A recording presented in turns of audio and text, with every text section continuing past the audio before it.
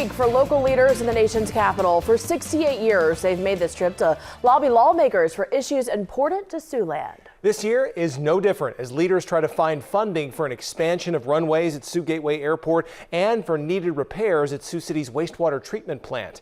Here's KTIV Washington Bureau reporter Molly Martinez.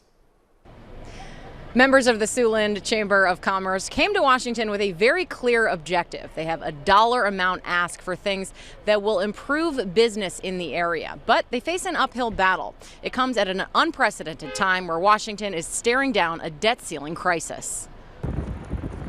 On a beautiful day in Washington, Chamber of Commerce members packed into a Capitol auditorium to make their pitches to lawmakers. It's not just ribbon cuttings. It's about talking to our lawmakers. It's about talking to the folks who matter and getting things done. Chamber President Chris McGowan says this year there are some consequential asks.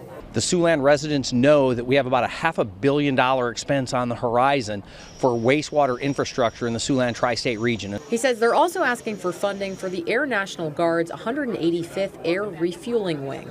If we're going to continue to see this Air National Guard unit operate for the next 75 years, as it did for the first 75 years, it's going to require a significant capital investment in runway, ramp, and hangar infrastructure for the unit. But Washington is facing a budget crisis of their own right now, which could only complicate things. We know money's tight. There are lots of issues that are important here at the U.S. Capitol, and there are lots of issues that are important here at home.